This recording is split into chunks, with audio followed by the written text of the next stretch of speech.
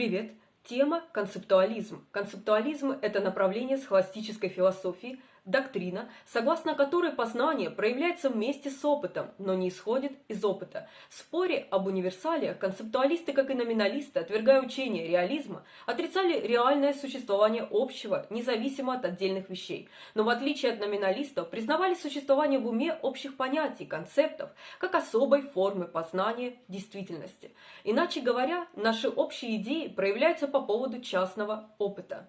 Например, универсальное понятие справедливости может возникнуть у нас при созерцании какой-то конкретной несправедливости, хотя сама эта идея скрытым образом уже существовала в нашем уме еще до этого опыта. Концептуализм представляет собой что-то вроде синтеза эмпиризма и рационализма.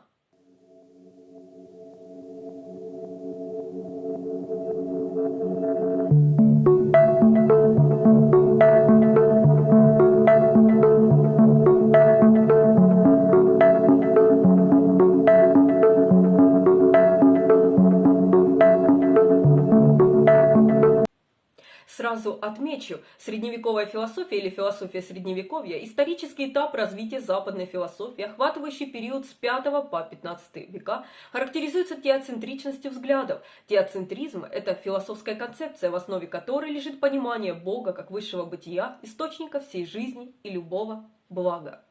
Пьер Абеляр был средневековым мыслителем, чьи работы в настоящее время классифицируются как имеющие наибольший потенциал для представления истоков концептуализма. Точка зрения Абеляра заключалась в отрицании существования определенных универсалей – общие понятия, внутри вещей.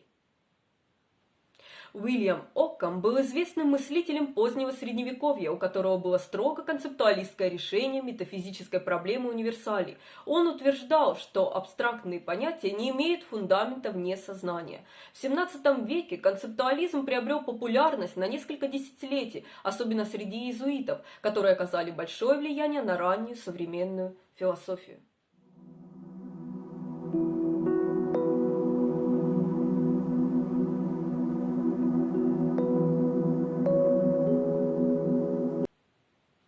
Сразу отмечу, философия нового времени – период развития философии в Западной Европе в XVII-XVIII веках, характеризующийся становлением экономической системы производства и распределения, основанной на частной собственности, юридическом равенстве, свободе предпринимательства, бурным развитием науки и техники, формированием экспериментально-математического мировоззрения. Этот период также называют эпохой научной революции. Концептуализм был явно или неявно воспринят большинством философов нового времени, включая Рене Декарта, Джона Лока, Баруха Спиноза, Готфрида Вильгельма Лейбница, Джорджа Беркли и Дэвида Юма. Иногда термин концептуализм применяется даже к радикально иной философии Иммануила Канта, который считает, что универсалии не имеют никакой связи с внешними вещами, поскольку они создаются исключительно нашими априорными ментальными структурами и функциями. В философии позднего нового времени концептуалистских взглядов придерживался Гегель.